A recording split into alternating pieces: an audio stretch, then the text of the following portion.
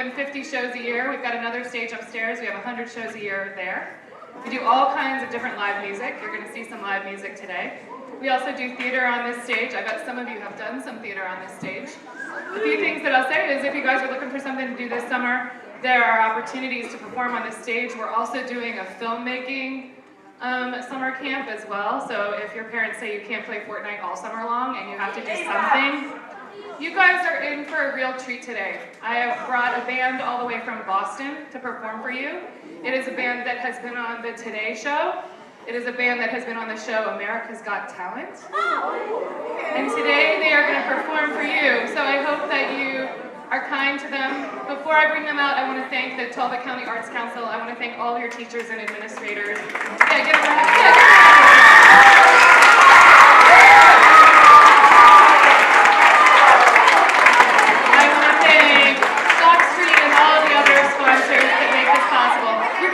Cheer in just 1 second. So now, give the loudest 7th grade welcome that Ball in the House has ever heard. Ready, set, welcome Ball!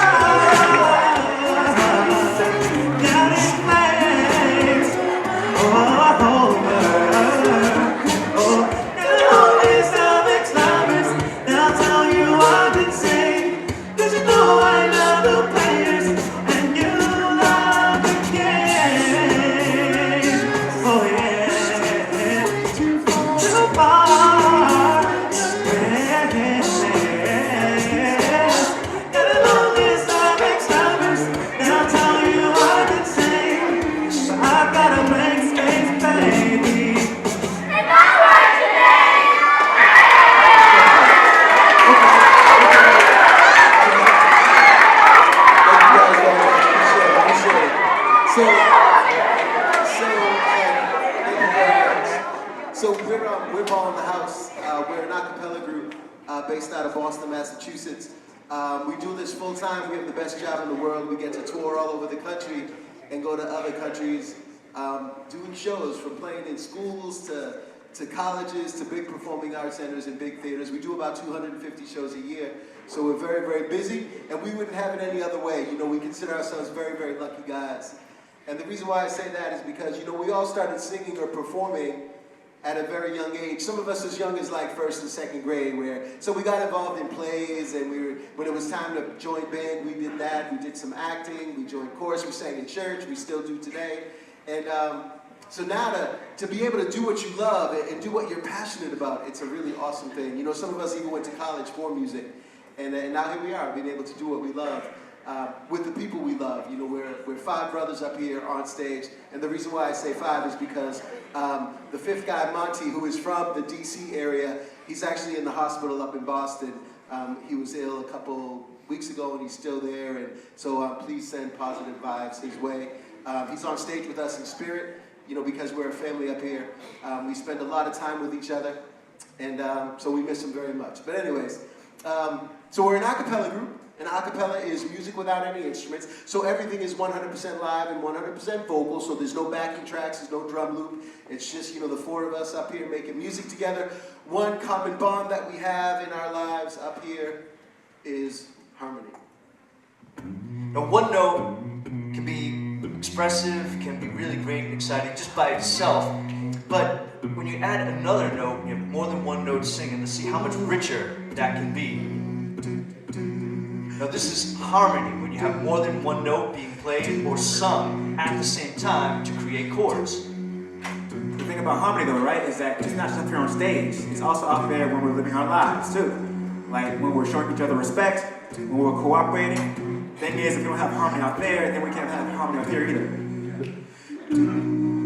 Harmony is really, really important for a ball in the house. We need to really listen to each other to make sure that we're working as a team so that we can create our music. It's really tricky when you sing a cappella, everybody's on one note. We really depend on each other to make the sound good. Now there's really 2 main ways that happens for us musically. If you guys can hold that chord, we're going to show you the first way, which is tuning. And that's when we make sure we sing the correct pitch. Make sure we sing in the right notes so that when they all sound together, they sound good. If we're not tuning well, the tuning starts to go off, we're not listening, and may start to sound terrible like that. Now the second aspect of teamwork for ball in the house is blend. Blend is controlling how much each individual note sticks out on its own or mixes in with the other notes there in the chord. If we aren't blended, then you might hear one note way more than the other, and the balance is off and it doesn't sound good like Dave is doing right now. Dave? Sorry. Thank you. Good example, though. Thank you. So hopefully now you have a better idea of how tuning and blend help us to harmonize, to make our music, and to work together as a team. So now that we've shown you how we use harmony, we're going to show you how we build or arrange a song. So most times when we begin, it starts with Johnny. Now what Johnny does is called the beatbox. That means that all the drum sounds you're hearing, they're all coming from him. But next up is my friend Ben. Now what Ben does is called the bass part. And basses are known for singing very, very, very low. Next up is Davey. Now what Davey does is called the baritone part. Baritone singing kind of low, not as low as the basses, but still very important. And next is the tenor part, goes like this.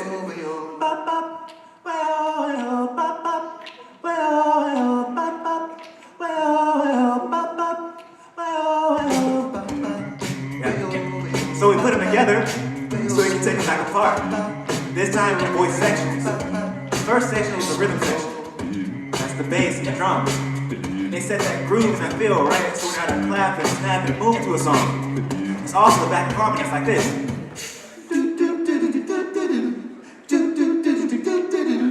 And what they do is fill the gap in the middle to the song a little bit more light. But there's something missing, you know? We need words, lyrics, and the story for a song as well. So for this one in particular, that's my job, right? Here we go. Captain as first slave, that's the way it was. I've been told naturally, I did not know it was love. The next thing I felt was you, holding me close. What was I gonna do? I let myself go. Now I'm flying through the stars. I hope this night will last forever. Oh, oh, oh, oh. Ain't nobody loves me better. Makes me happy. Makes me feel this way. Ain't nobody loves me better. Ain't nobody.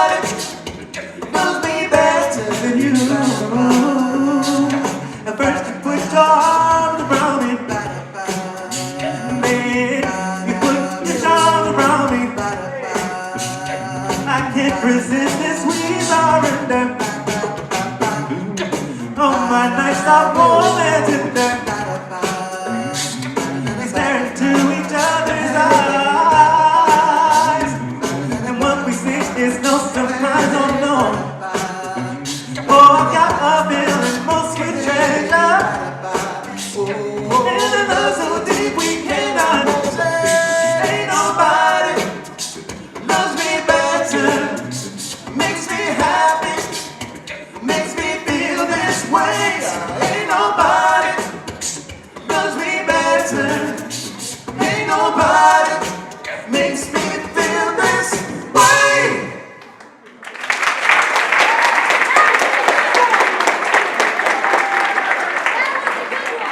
Thanks, everybody. All right, so now that you know how we use our voices, I want to talk a little bit about the technology that we use in getting our sound out there. Because it's much more than just the microphones and the speakers, something that I'm sure all you guys are familiar with. You may be wondering why there's all this big rack of gear on stage, when typically it's something that's off stage and done somewhere else. We want to show you a little bit about the path of the sound and what happens to it when we take in our voices and what kind of things are going on. Of course, you can probably guess the big antennas will pick up the signal from the wireless microphones, and as it travels through here, this middle part has these monitors that send the sound out to us. We all have these little packs and these earphones, and these help us to be able to hear each other regardless of where we are on stage, whether we're standing close together or standing far apart. We can keep our hearing of each other nice and even. Now, as it comes to here, this allows us to do a whole bunch of different things to the sound. One thing we do is we can add effects to it and change around the sound in different ways. And one of the effects that we use is something called EQ. And EQ is basically where you shape the sound by taking typically just the low part of the sound, which is the bass, or the high part of the sound, which is the treble, and make it just that part louder or softer. So just as an example, if I change the EQ here and turn down all the bass on my microphone, you hear that it's still loud, it's still clear, right? But it sounds a lot thinner without the low end, without the bass.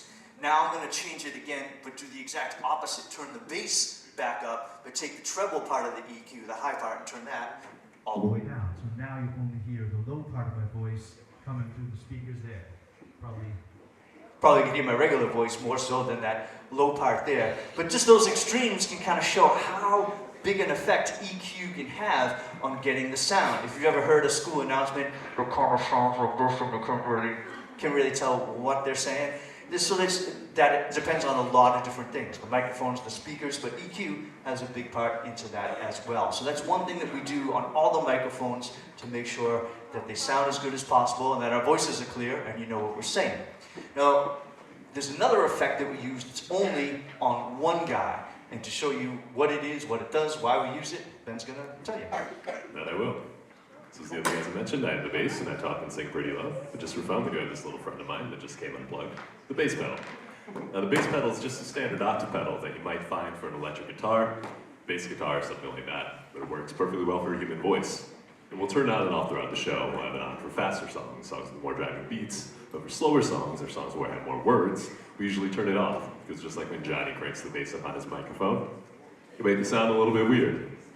Now what it does is it takes my already low voice and it layers an octave underneath it, because why have low when you can have lower? Who here has heard that word before? Octave. Show of hands.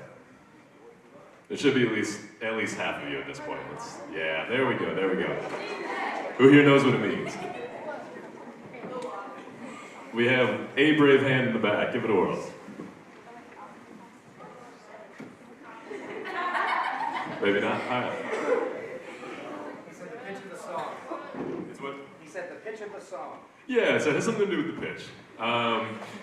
So an octave is just the same note, higher or lower. So for example, becomes, the pedal does it for me, like this. And we get that extra little rumble on the bottom end. Now, the octave gets its name from it's a certain interval between the two pitches. So who here has ever played a piano before? Ever seen a piano? There we go. All right, so you know how there's a whole bunch of white keys on the front of it. And say you play one key, and then the next, and then the next, and so on and so forth. You eventually hit a note that sounds really similar to the first one you played, right? Yes. How many keys do you think you hit to hit an octave? All right, a few people are on the right track. Hold on. All right. How many legs does an octopus have? Yes.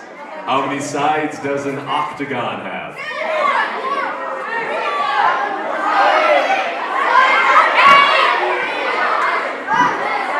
Don't y'all start learning geometry around now? Alright, so for those of you who said 8, you are correct. So how many white keys in a row do you think you hit on the piano to hit an octave? Yes, that oct, that OCT, that means 8. Now to fully demonstrate why this pedal is on when it's on and why it's off when it's off, I will need one volunteer from the audience to help me out. Who thinks they can come on up? No, you're too excited. Not very excited. Let's get right on the aisle. Right on the aisle. Come on up.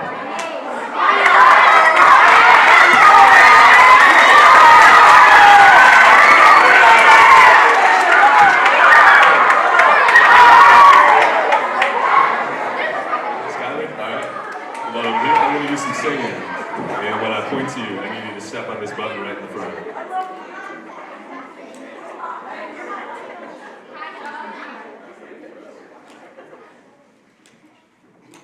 Skyler, your training is complete. How do you feel? Accomplished. All right, ready to rock. Here we go. So I'll start with a solo. We'll see what happens. There's a line where the sky meets the sea and it calls me, and no one knows how far it goes. And the winds I sail on the sea say, woo! All right, so Moana got a little bit of an extra rumble on the bottom end. Not an ideal sound for a solo. Not what we're going for. Bass line though, a little better.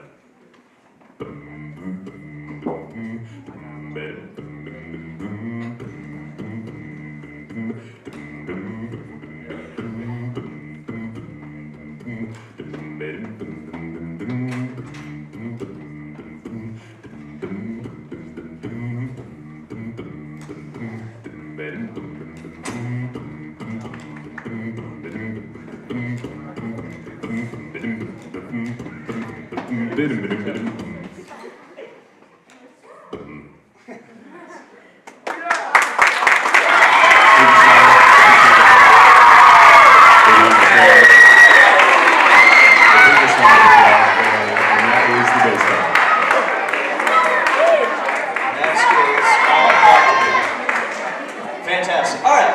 So those are some of the effects that we use, some of the cool things you might not expect to use with voices, but are really, really key. The octave pedal you want to see everywhere, but EQ you'll almost always have on voices. Now this is our stuff that we brought in, but we are plugged into the Avalon's sound system. And if you guys turn around, you'll see Ryan, who's the sound engineer at the mixing board. You guys all say, "Hey, Ryan."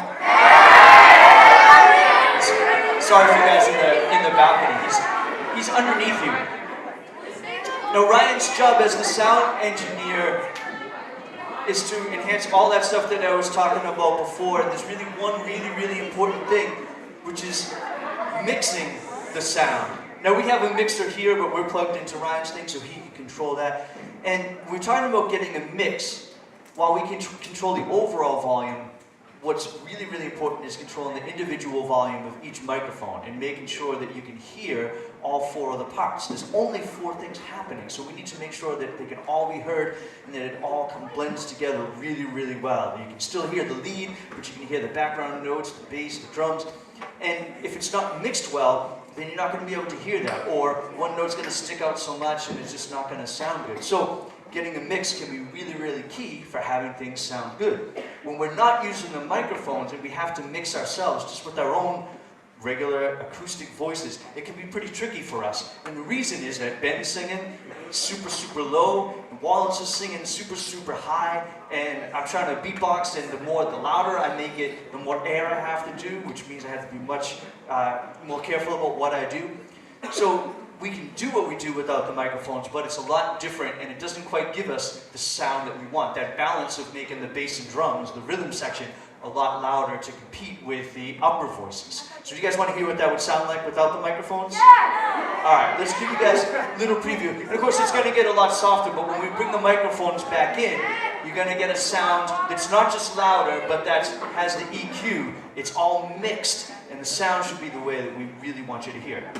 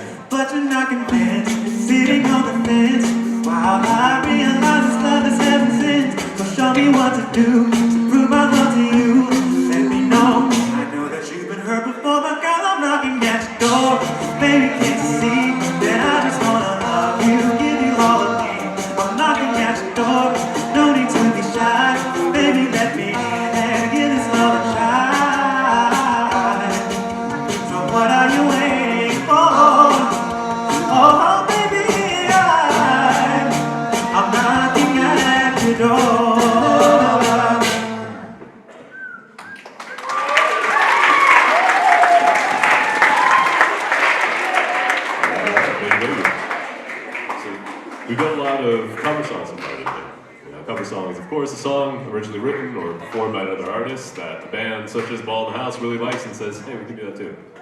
So we've done some Shaka Khan, some Bruno Mars, some Taylor Swift. The song we just did, Knock Knock, is actually a verse and a chorus from our latest original, written by a member of Ball in the House. See, it's really important for us as an independent band to write our own music, to find ways to express ourselves, get things off our chest, and just sort of share the experiences that we have in the world. So Wallace, you wrote that one, right? And that was about... Yeah, I did write that last song. Yeah, that song was about a girl I met in college. Yeah.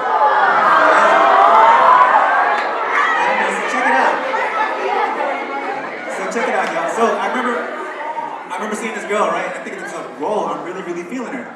So I shot my shot, right? And she shut me down. She was like, nope. She was like, nope, right? But the thing is, though, right? Check it out. The thing is, your boy was persistent. So I asked, and she said no, and we're like, you sure? She said no, and I'm like, just give it a shot, just give it a shot. She said no, and then finally she said yeah. And so that's where I got the idea for that song, Knock Knock, as in just keep trying, keep trying, keep trying. And fast forward to today, that girl, we've been married for 7 years.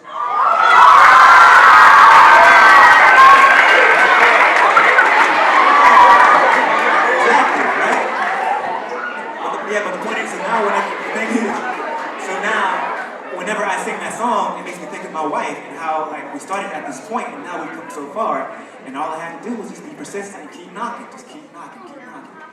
But I'm not the only one up here who writes songs. Like, babe, you write songs too. What kind of stuff do you write? Yeah, the cool thing about songs is that there's no wrong way to write a song. Like, a lot of the lyrics that we use are based around emotions, and things that we all have, and so I write songs like funny, silly songs with my sons at home. But I think the song that I'm most proud of came about through sadness and through probably the lowest point in my life. It was when my grandfather passed away. And so a few years ago, my grandfather moved in with my family, and we were super close. Like, my grandfather, he was so great. He was awesome. And so when he passed away, I was like so sad. I was so devastated. And so what I started to do was just started writing stories about him. You know, things like funny little sayings that he used to have, and I kept this notebook with all the things that I wrote, and then I turned it into a song that's on one of our CDs called Heavy on My Mind. So again, like, man, words are so powerful, especially when they're yours, you know, and they're based around your emotions, you know, and it's a really awesome thing, you know, to put it down on paper and to record it. You can write it about anything you want, you know, it can be about any type of emotion, you know. And you know, the thing too is it doesn't have to be just songs, you know. Everybody here, no matter what your walk of life is, everybody's different, but everybody here has an important story to tell. Everybody. You know, so when you put it down on paper, when you start singing about it, when you start rapping about it, when you start writing your own short stories about your life, and then you share it with the people closest to you, it just takes your friendship on a whole different level. So words and lyrics are very, very important, and you always have to choose those things wisely, because I know you guys know that words heal and words hurt. Right? We were listening to this preacher, and she said this about lyrics. She said, words can start wars, and words can put out fires. So you always have to choose your words wisely. So, you know, for songwriting, for Ball in the House is really, really important. And, you know, for you guys, you should just start it. Again, it doesn't matter where you are in school, what your grades are. Everybody here has a story to tell. So if you have stuff in your imagination, things that you see, things that you feel, put it down on paper, put it to music, start writing about it. It's a great way to kind of get stuff off your chest too, which is a really awesome thing. And you know, it's about being positive too. You know, the world needs positivity, and so for Ball in the House, we're always trying to express ourselves in positive ways. And so I think Johnny up here has the most unique form of self-expression. And what's that, Johnny?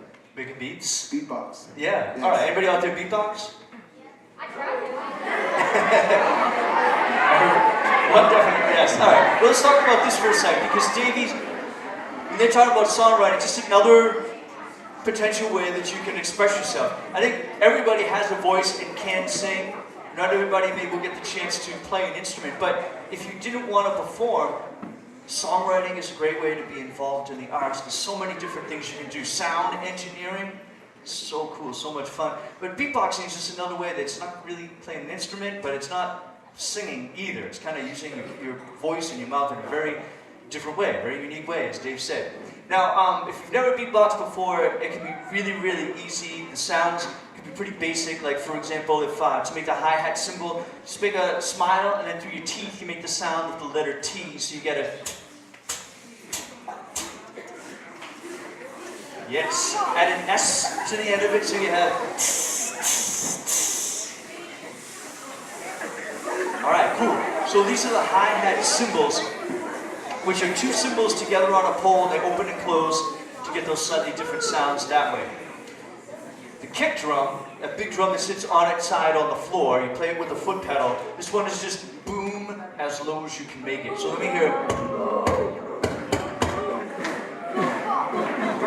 Not bad, not bad. And then the snare drum is that drum that sits on the stand in front of the drummer. You have the drumsticks, and when you lap the top of the drum, you're going to hear this rattling coming from underneath it, from the snares themselves. These little jagged wires that rattle around there. So to get the two parts of the snare drum sound, we're going to combine two sounds vocally. And that's the sound of the letter P and the sound of the letter F, and then smush it together like...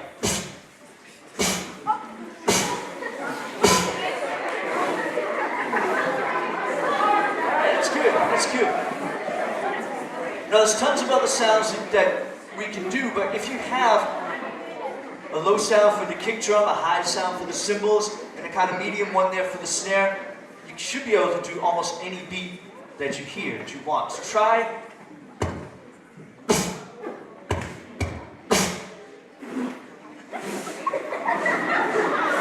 How about...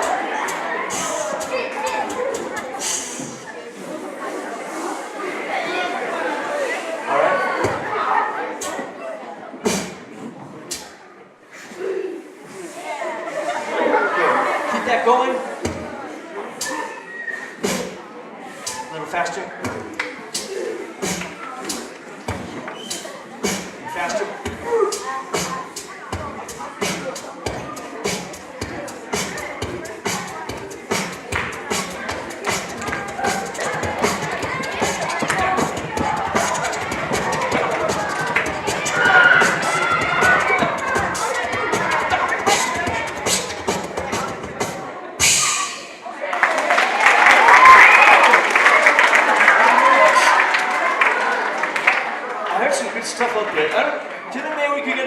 volunteers?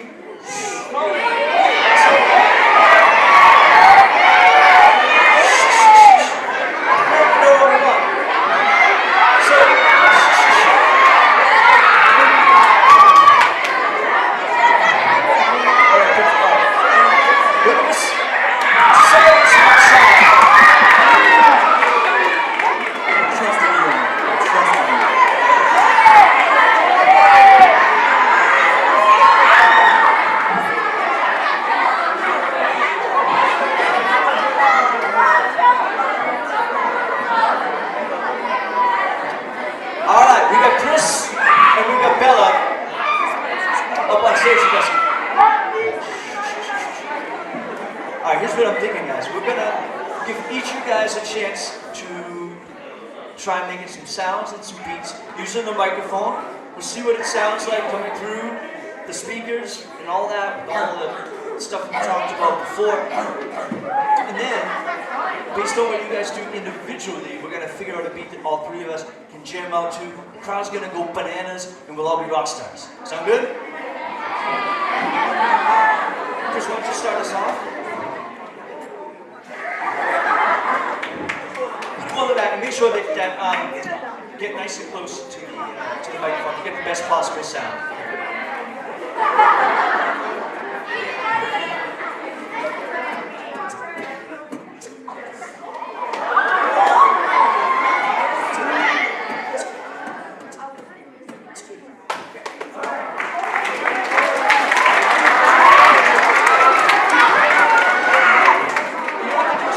Just whatever you want. Just try some sounds. Keep it simple with like the cymbals with the something like that.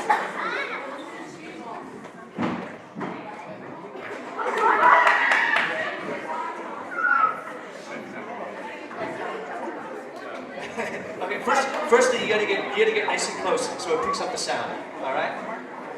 Be free. All right. Get nice up close. Just get a deep breath, and you want to push that air through your teeth to get that. You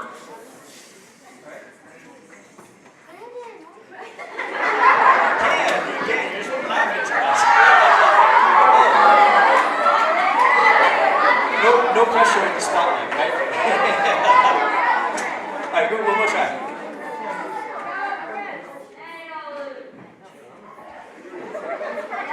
Yeah. All right. Cool. Hold on. The microphone got turned off. One more time.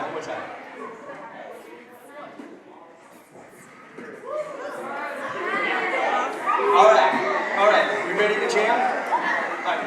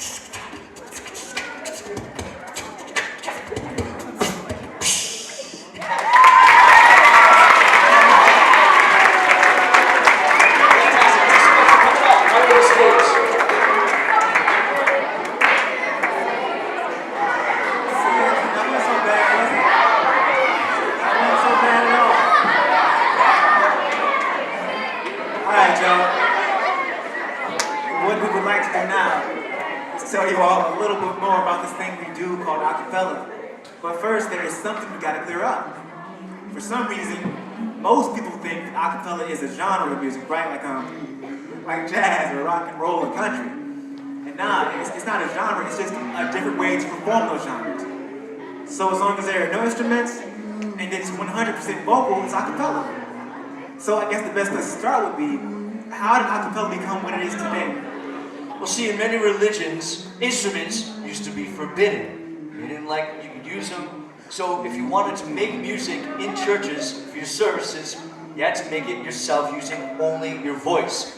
Now, a cappella is Latin for in the church or in the style of the church, and originally just referred to this music that they made in the churches without any instruments. But eventually, today, we know it as any style of music that's just performed with voices only. Now, going back to that original stuff, in the early Christian churches, you had a style of music called Gregorian chant. You can hear Dave do an example right now.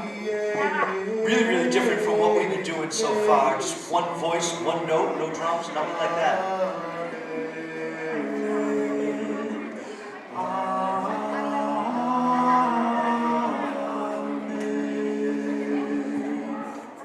Now, Wallace threw in some harmony at the end, to be like moving through the years when eventually they did start adding in two-part harmony. And as you can probably guess, that built up through the years to three-part harmony, four-part harmony, and sometimes even a lot more. Now, when we get to the 1400s, you get to a time when almost all the music that was written for voices was written in four-part harmony. And watching here, we're going to do it in three, and we're going to do the styles that they were singing then, motets and madrigals, like this one.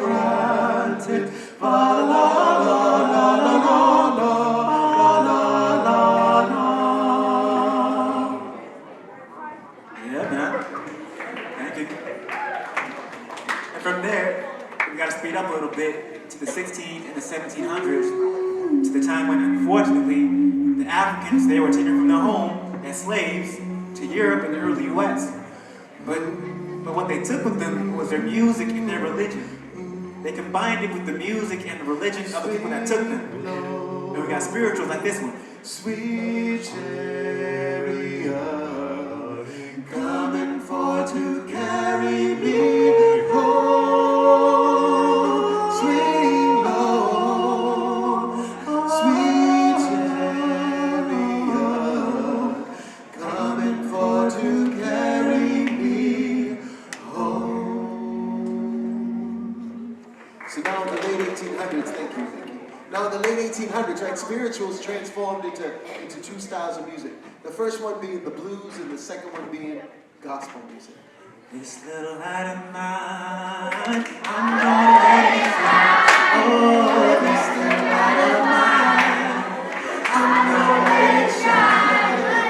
This little light of mine, I'm gonna let it shine. Let it shine, let it shine, let it shine. Everywhere I go, I'm gonna let it shine. Oh, everywhere I go, I'm gonna let it shine. Everywhere I go, I'm gonna let it shine. Let it shine, let it shine, let it shine.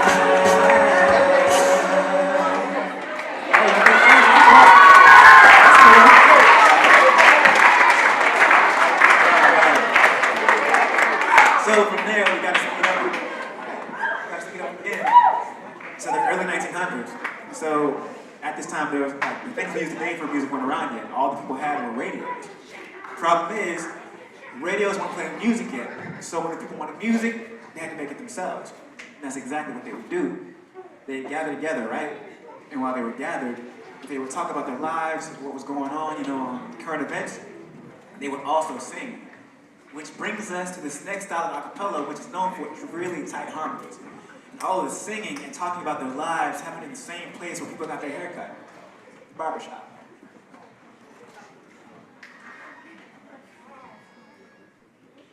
If happy little bluebirds fly beyond the rainbow, why, oh, why can't I?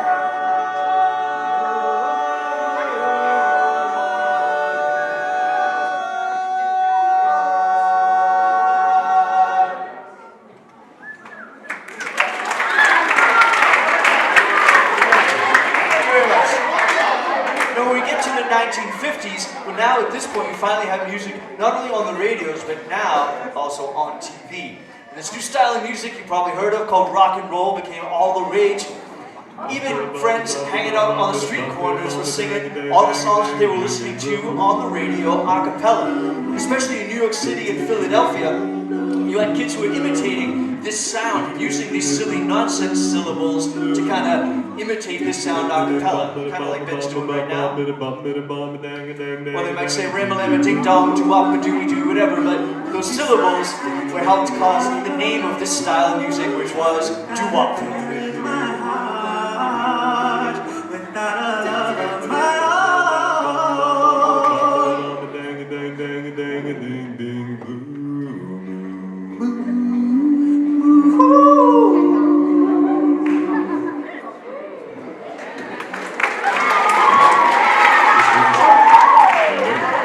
Which brings us to the modern era of acapella. Soul and rock and rap and heavy metal and rhythm and blues to summit groups all over the US, all over the world. Adding beatboxing, other effects, ways to shape the sound. Using streaming, social media, YouTube, phones, whatever they can do to get the music to their fans. Baby, baby, why don't you just meet me in the middle, I'm losing my mind. Right over there, sound on the stairs, stay or leave. Got it to bed, and down unaware, just how we got into this bad, got the regrets. So hold me closer, why don't you hold me close? I'll smile on things that you do. Oh baby, why don't you just meet me in the middle? I'm losing my mind just a little. So why don't you just meet me in the middle? In the middle, baby. Why don't you just meet me in the middle? I'm losing my mind just a little. So why don't you just meet me in the middle? In the middle.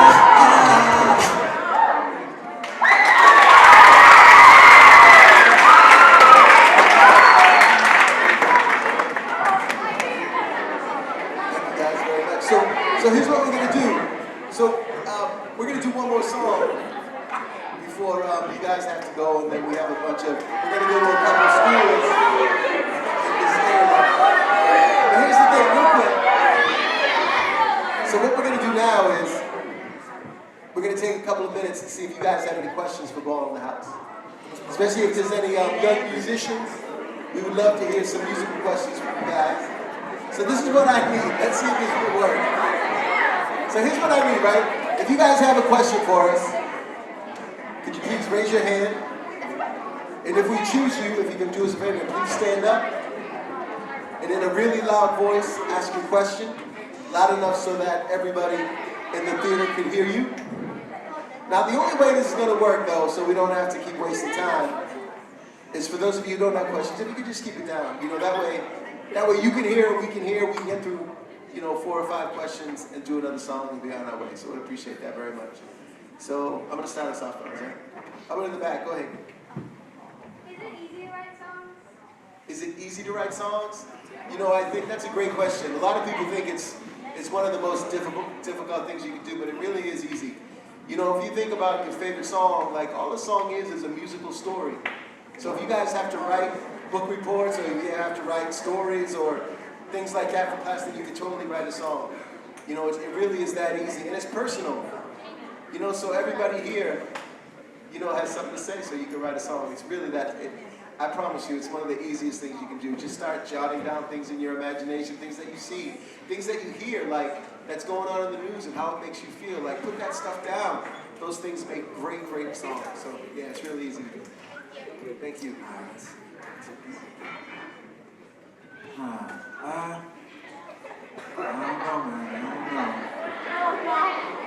Trust me, what's on your mind? Actually, no, that's a good question. So, and the answer is yes. You can like follow us on Instagram and Twitter. Yeah. Yeah. Ball in the house. Yeah. Ball in the house.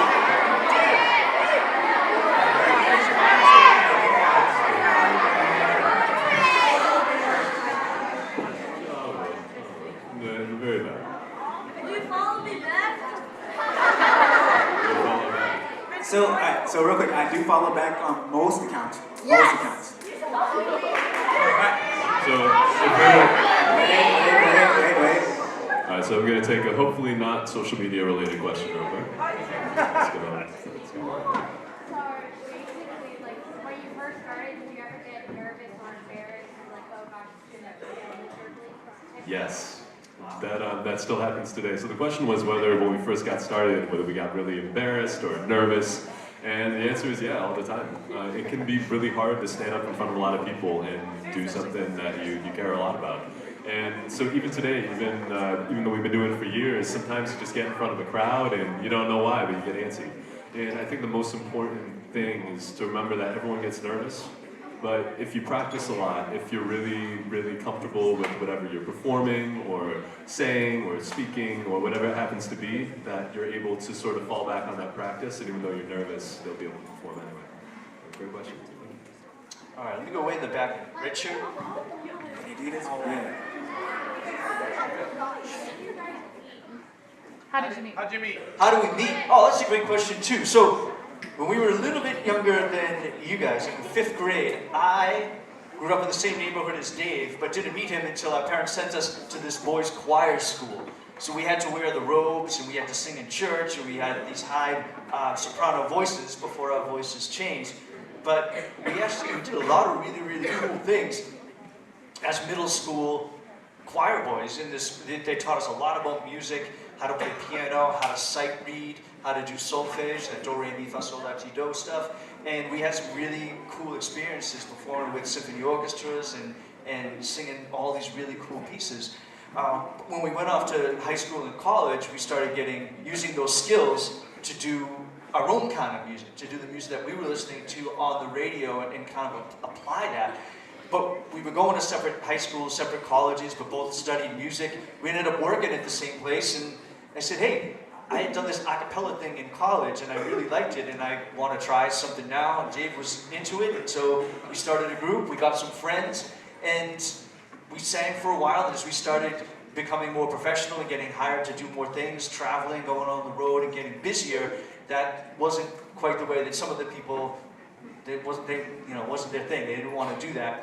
And we ended up auditioning. And auditioning is how we found the rest of the guys. And Monty, the guy who's not here, he's from Maryland himself, and we met him when he auditioned. Ben, we met him from Rochester, New York, and then Wallace from Jacksonville, Florida. So those guys we didn't meet until they actually came in and auditioned for the band.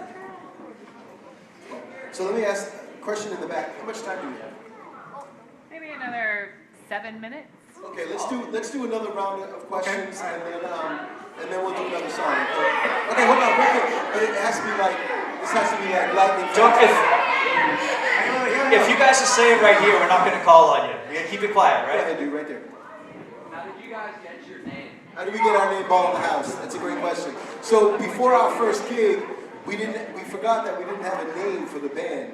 So we had rehearsal, and after rehearsal, we had a business meeting. We started coming up with ideas, and nobody liked each other's ideas, so it started to get a little heated, and so someone just said, look, we need to take a break because this is going in a bad direction.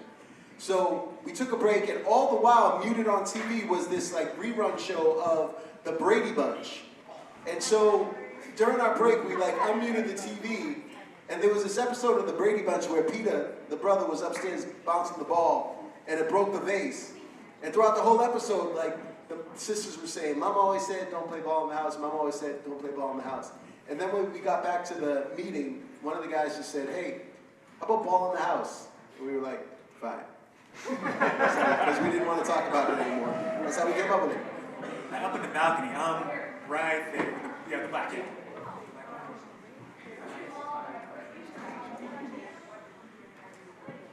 Sorry, now a little bit louder for me, please. Okay. So the question was, have we ever played any instruments? And if so, which instruments? Oh man. So yo, let's go down the line. Yo, Johnny, you played instruments, right? You played instruments? Yeah, okay, so instruments. So I mentioned that Dave and I had both taken piano in the choir school. I had also done keyboards and bass after that, and kept up piano, not really bass. But I played trombone and baritone horn. I just played piano. What about you, David? Oh yeah, piano and recorder back there.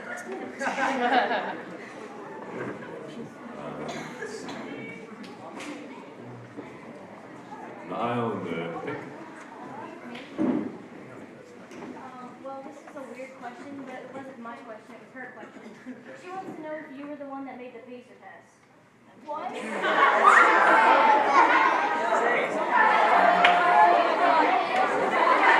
don't think I know what that is.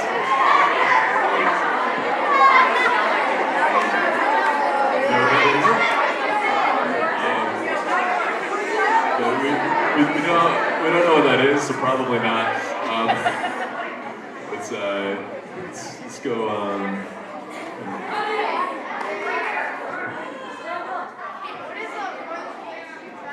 Yo, what's that? So the farthest place we've traveled is actually we went to China twice, both this previous summer and a few summers ago. And so China is exactly 12 time zones away. So when it's noon, it's midnight, and vice versa. So that I think is the very farthest place we traveled. all right, let's do. There was one other one that when you got one, Wallace, there was somebody else who had a question. Yeah. I think towards the back. Who was it that? Nice. Can you stand up so we can see where you're coming from? Yeah. Okay.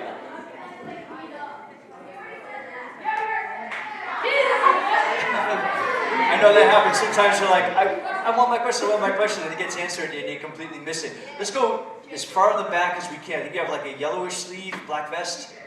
Nice and loud. The Maryland hoodie, but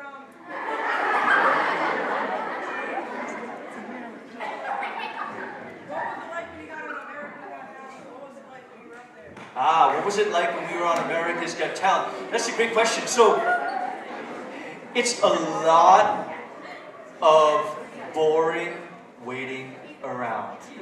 And like in the extreme. Because they're making a TV show, there's so much that happens aside from just you being on stage. What was interesting though, I think when we were actually on stage, when you see like each contestant, usually it's like cut down to, after their performance, the talk with the judges is what, probably like 2 minutes? But we were on the stage for probably 10 to 15 minutes going back and forth with the judges. It was really interesting that it was kind of drawn out. But again, backstage, while you're waiting to go on, because they're filming a TV show, they need to make sure that everything's right. There's so much stuff that you're not aware of that goes on. So that was really cool and interesting to see. As far as the on-stage experience, it was interesting for us. It was during the time when being from Boston, when the Boston Celtics were playing the LA Lakers in the basketball playoffs. And we were auditioning in LA. We had won a contest on the East Coast, and the prize was to get an audition and skip the line and everything, but it was in LA. So they flew us to LA, we did the audition there, and so even before we started, we kind of had some booze and some trouble we had to get over because of that, the NBA playoffs. But they really dug what we did. People were going bananas. We did get one X from Piers, the judge there. I know, boo. And the X was extremely loud, like really meant to throw you off. Thankfully, that's the only X we got, and we ended up getting passed to Vegas. Vegas was maybe 3 times as much waiting around and just standing around, except this time we had our suits and all our dress clothes, but sitting out in Las Vegas heat for like an entire day with all the other performers. And we got to hang with them, and that was really cool, but then we ended up getting cut in Vegas, and that was a bummer. But it was a cool experience. I'm glad we did it, but very different than what you see on TV. Cool. Kent was nice too. Yeah, let's do it. We're gonna do another song for you guys, okay? So real quick, if you all still have questions for us, If you still have questions, we encourage you guys to visit our website, which is ballinthehouse.com. You can feel free to email us any questions that you guys might have. If you want to ask us in person, we have a show here. We have a show here tonight in the listening room, which is an unbelievable space in this theater. It's tonight at 8 o'clock. It's going to be a lot different than what you see on stage. It's a full-out concert without the educational stuff. It's a whole lot more music. So we would love to see you guys 8 o'clock right here at this theater. And lastly, you know, the music programs in this part of Maryland is unbelievable. Please take advantage of it. If you love to sing, if you love to act, if you love to play an instrument, please get involved. And the key as you guys get older is stay involved. Music is totally an option in someone's life. It doesn't matter, again, where you're from, what your walk of life is. If you love to sing, you should be singing. You know, some of us got scholarships to college for music, so it is an option. We encourage you guys to get involved. And please remember this. Play sports and play an instrument. Sing in chorus and hang out with your friends. Play video games and act. You can do all those things. Don't ever feel like you have to quit music to do other things. And again, music is something that you can make, you know, a really good living at if you really work hard. So again, get involved and stay involved, and of course, support each other along the way. So if you have any questions about that, please feel free to email us at ballinthehouse.com. You guys have a great rest of the day. Again, we're going to be here tonight at 8 o'clock. We would love to see you guys at the show. Have a great day. Here we go. Got a fire for her heart. I'm lost in the dark. She knows I make it look so easy.